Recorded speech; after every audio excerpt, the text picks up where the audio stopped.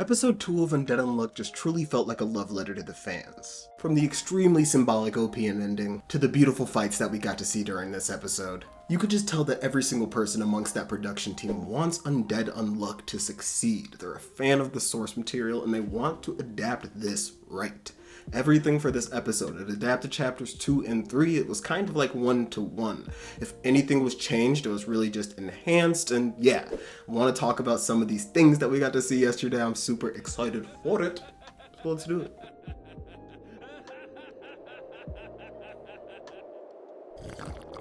If you're confused where these bad boys came from, fret not. This is Dofi Days. Don't be f***ing confused. The name is Darzus. Please leave a like, subscribe if you're new here, and if you're a fan of Undead Unluck. If you're an anime only, let me know if there's any topics which you would like to be covered. I'll be back again, the manga chapter. It's gonna be gas pack. Let's do this. So I don't even want to hark too much on this opening scene, but I have to commend David Productions for just, enhancing it a lot. At the beginning of chapter 2, this entire scenario is depicted very simply. However, they decided to give it a lot of flair. Andy is over here exploding with confidence and joy whenever he figures out that, dang, we got to explore this theory. Fuko is over here pressed up in the corner, trying to figure out any way to get out of the situation. You've been there in a fighting game before. You're playing Street Fighter 6. Ken's got you over here. Sure you can. How do you get out the corner? You can't jump. You got to figure out something, pull something out of your bag, figure out something real right there. She figures out that, dang, there's this likability matrix which is also attached to my unluck ability. And right there in that moment, this infographic which shows up is so freaking cool. Nothing like this occurs in the manga, and we get this like Netflix documentary level infographic. Just a big fan of every which way David Productions is choosing to just keep the viewers interested when watching Undead Unluck. I love new age animes in the way that like every single scene sometimes just looks beautiful. And the same thing goes once we hit Andy's armory. If you take a look back in the manga, yes, we are in this warehouse storage container thing. However, the inside of it is this very simple, very plain, like got a rickety old light hanging down from the ceiling ass type of room. However, David Productions decided to let's embellish this, make the inside of this thing this neon flared tube of sickness, wicked sickness. Like, I love it. I love it. Just keeping me, the guy, interested. And slight manga spoiler, not even slight, this is a big time manga spoiler. I put a timestamp on screen for you people who don't want to learn this, but the parallel that is positioned right here is beautiful. So whenever Andy is dressing Fuko up in all of that gear before they prepare to go out on this gigantic journey, this gigantic trip, their road trip to, evade these people trying to murder them, it's just like whenever Victor puts all of that armor on Juice before they take their first trip around time. Whenever Juice hops aboard that ark and Andy has to just float through space for billions of years. Like, a very cool parallel that you see. The undead vessel just uses the same tricks on every freaking girl. If you're a dude, don't do that. Use some fresh material.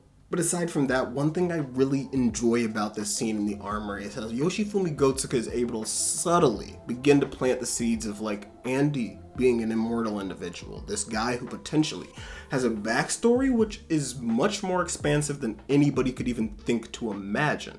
Somebody who hasn't died, and I know this is not some like sort of new thing within literature or media, however it may be, but Andy in this series really just gets brought into it, the rule, the negation of the rule of death, as being a simple fact that he lives with and he abides by, that he can't die.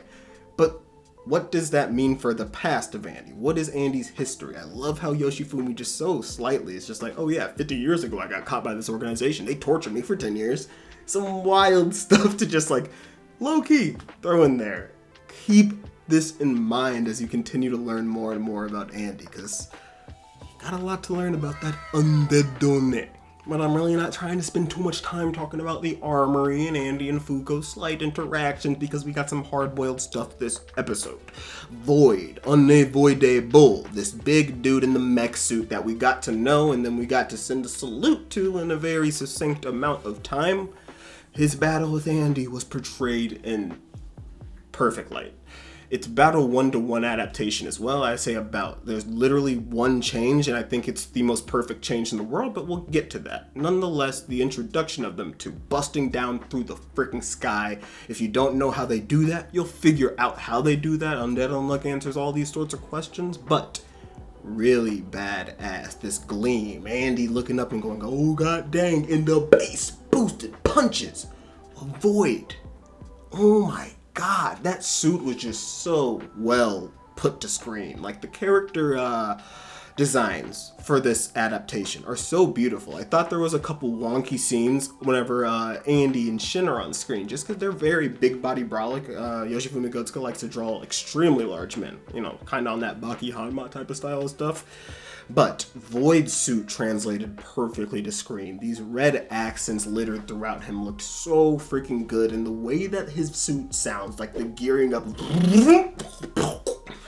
man, you know what I mean? Seeing Andy go from episode 1 of just, you know, murking folks to episode 2 just getting absolutely slammed around by Void is a really good way to just introduce the power system of Undead Unluck. People can just be stopped in their tracks like that, and you have no idea what it's about. And seeing Andy trying to fathom and learn what this thing he's fighting against is was a really cool experience. You see that Andy has this very chaotic, terrible way of fighting where he literally just says, I am going to die. I'm going to kill myself until I figure out what you negate. And as he learned that, it was so freaking fun to watch. Him scrapping it out with Void looked so good, and that's one thing I want to emphasize. It comes into play with Shen's fight as well. However, if you look back in the manga, especially this is chapters 2 and 3, Yoshifumi Gotsuka was still getting his feet wet. The choreography in Undead Unluck was not as good as it came to be. It evolved to be something beautiful, you know. Maybe characters, even in this episode, have some of the coolest looking fights that I've seen personally in this year, 2023, in manga.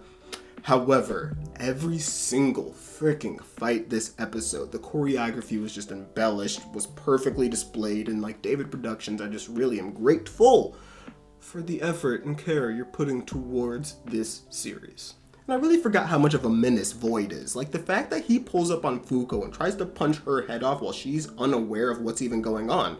The fact that, you know, he's using his ability, Unavoidable. When he takes his stance, people cannot move, and he tries to make Fuko just hold this punch, was wild. That dude might have deserved what came to him at the end of this episode, and I still love him. But what was probably the biggest embellishment, the biggest enhancement of the episode for me was whenever Fuko's Unluck hits. This gigantic gasoline truck comes down, explodes the bridge. Void, Shen, Andy retreat to this building, and Andy starts propelling around rapidly. You know David Productions is going to have people bursting things out of their body, propelling themselves throughout a building. They love to do that. In this instance, it looked so good. Andy deliberating on this entire situation. Everything which has happened in between him and Void, trying to figure out what his ability is. And as he comes to this conclusion, Unavoidable, the title card drop. Let's go. We've been thinking, we've been wondering, are we going to get those title card drops? They gave us 2 last episode, and we got another fire one this episode. Unavoidable. Come on, it looks so good, and we don't even get that in the manga.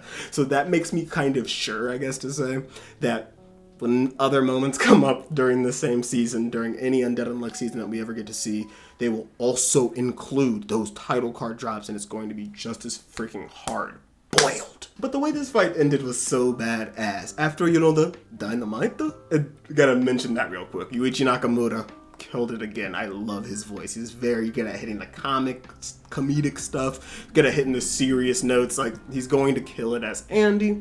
But whenever he pulls up on Void, instead of just surprising him, just coming up from behind, they have this silhouette, this Grim Reaper-ass silhouette pull up, and that was so freaking hard. And although I feel like they may have kind of been led astray, I guess to say, they were led astray from not including the gore of Andy's finger whenever, you know, he parts bullets our boy Void.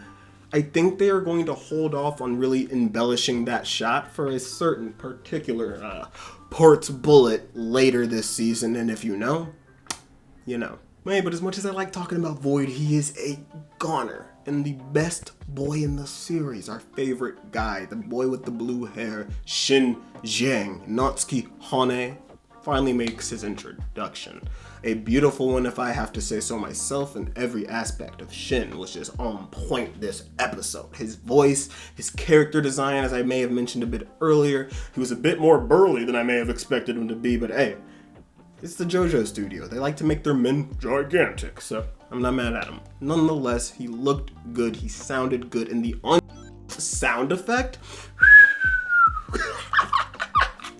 oh, it's just so hard boiled. Like, I love it. The Fire Force effect, I told you, the JoJo's effect. Like, we need these unique identifiers when it comes to sounds, and I want every single ability, especially ones like that. All I get to say about that, because we're not far enough in the anime to me to stay anything more in depth than that, I need abilities like that to have some sort of cool sound effect to come along with it, just due to the fact that the way Shen procs his ability is not super easily known if there's not a sound to come along with it. If you know it, you know, we'll talk about it very soon. But every instance of Shen using his ability was so badass. Even earlier in the episode, whenever Fuko is just trying to run towards Andy and she just starts running backwards as soon as they... Come on. I'm really enjoying every episode of Undead Unluck. Episodes 1 and 2 so far. If I were to have to read chapters 1, 2, and 3, or watch episodes 1 and 2, I would rather just watch episodes 1 and 2 so far, dog. And this fight is probably the main reason why. As I'd mentioned a bit earlier, choreography in early Undead Unluck is not the most wild thing in the world. We know what's going on in the fights and they look good. However, they're not the most intricately drawn things. These fights, though, I felt them. The martial arts master, which is Shin Zhang, the master of the Shin Hakyoku. You felt him and his blows, the parries he's delivering to Andy. That martial arts taijutsu fest that we got to indulge in was just absolutely insane. It was so good looking. You genuinely don't get that sort of combat hand to hand going on too often. While I was watching it live, I almost felt like, dang, I wish that this could be a little bit more fast, like the portrayal of it, just because the people in Undead Unluck really do have these superhuman abilities, especially folks like Shen. Very strong person and can do a lot of stuff with his body. However, when you go back and look at it, that choreography is unbelievable. I'm not no martial artist, so I don't know anything about, real fights and whatnot, what's going on. However, the way that Shen is just parrying blows, countering Andy, having a time of his life was so fun to watch. I loved everything about this episode, and the way that this Undead Unluck just gets going right here is dope. We obviously got hinted at, if you watch the end of it, the best girl will be making her introduction very soon. My favorite female character in Undead Unluck, aside from Izumo Fuko, will be making an introduction very freaking soon. Man, the series is about to be amazing. Every single aspect of it is amazing. And we got to see some goofy things this episode, bro. We got to see something goofy. The first instances of CG. And you know what I had to say about it? It looked amazing. That motorcycle looked good. That city looked good. The bridge looked good. Everything about Undead Unluck, they're handling it beautifully. Everything about the animation, production-wise, I don't even need to talk about it anymore. Like, it's going to be good. Everything about the tactfulness in which they were handling the story elements, the narrative of Undead Unluck, it's almost like it's perfect, I guess to say. I don't think many adaptations of series get this much, care. And I'm really loving the fact that Undead Unluck is getting it right now. Big time spoilers right here, so if you haven't caught up on the manga, I would skip ahead to the next section. Nonetheless, the OP and the ending. God damn it, that was beautiful. For the sake of, being a good content creator, I'm gonna put my full-on analysis of these two things in another video. Just don't want them to really be, buried in a chapter 2 or episode 2 discussion.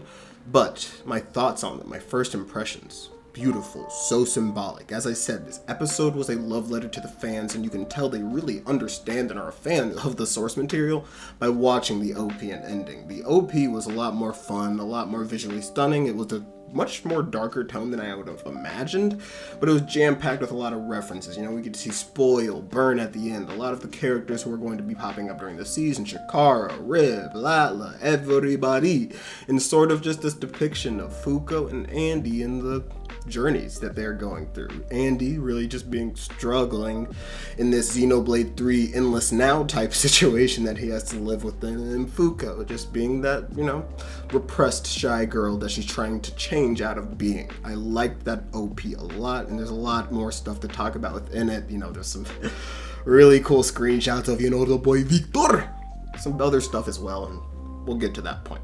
The ending, though, genuinely almost made me shed a tear whenever this thing opened up. It's up for a lot of different interpretations. However, the first thing I thought, immediately, and I was reacting to this, I literally tried to re-upload a reaction to YouTube, but they fucking shut down my video. F them guys. My first thought about it was Andy going down the river Styx, finally achieving the one thing he wants, his death. However, as I continue to watch it, it almost changes up my thoughts of it. Because it seems like, that blondish and white-haired woman in front of him, as we see, could potentially be Juiz. And Juiz, the one who had to bury Andy, the one who had to put him to rest, as he goes down in that coffin and wakes up in his new body, his new self, no longer Victor, his alter ego, Andy, born from that Remember artifact, and finally saved by Fuko Izumo, I guess to say. That beautiful shot we get at the end. Crazy. Freaking crazy. Really beautiful, and I love just the attention to detail, the care, and just the... you can tell somebody went home and was thinking about Undead Unluck before they made that ending. You know what I mean? I love that fact. They weren't just regurgitating content that comes up during the seasons. They were really looking ahead, trying to, plant the seeds for some of the most intricate ideas that Yoshifumi written to the series, and I just really loved all of it.